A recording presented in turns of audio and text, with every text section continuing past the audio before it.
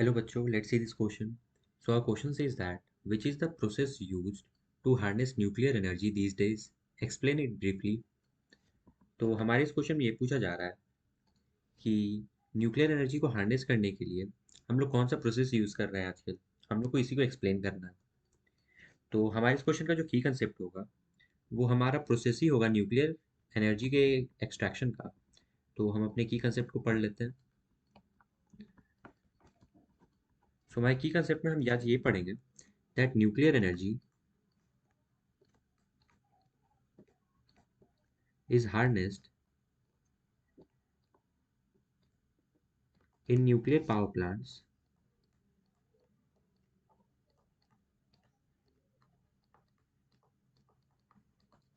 ठीक है। Nuclear energy को हम लोग हार्नेस करते हैं न्यूक्लियर पावर प्लांट्स में और इसमें हम लोग यूज़ करते हैं it has a nuclear reactor,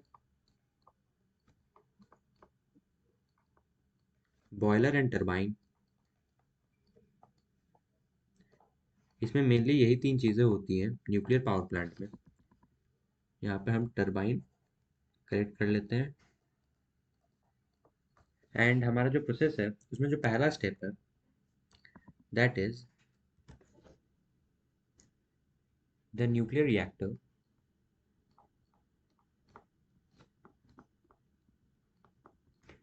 is placed where nuclear fission is carried. Nuclear fission process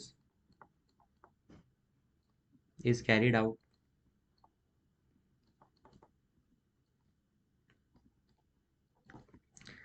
हमारा जो दूसरा पॉइंट है और जो दूसरा स्टेप है दैट इज हमारे जो इस ये प्रोसेस है जिसमें हम न्यूक्लियर फिजन करा रहे हैं।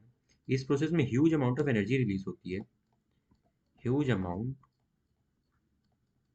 Of energy is released.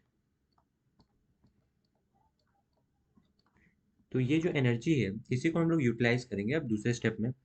That is energy produce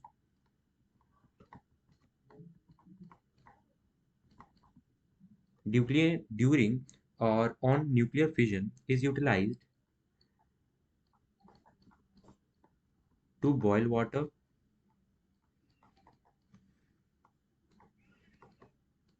यहाँ पे हम लोग एनर्जी को यूटिलाइज कर रहे हैं वाटर को बॉयल करने में। और हम लोग वाटर को बॉयल क्यों कर रहे हैं? ताकि हम यहाँ पर स्टीम जनरेट कर सकें। So that steam is generated.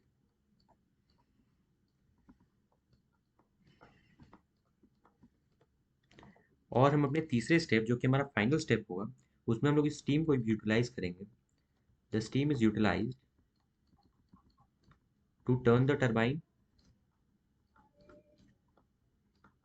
which is connected to the generator and thus it produce electricity.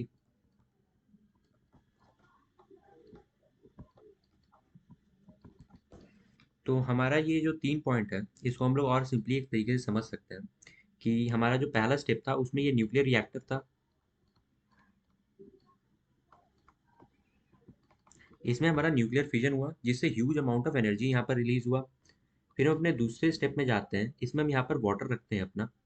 तो ये जो हीट यहाँ पर जनरेट हुआ ये इस वाटर को यहाँ पर स्टीम बना देगा। हमारा जो वाटर प्रेजेंट रहेगा अब ये स्टीम है इसको हम लोग टरबाइन पर भेज देते हैं और यहाँ से हमारा जो टरबाइन है ये रोटेट करने लगता है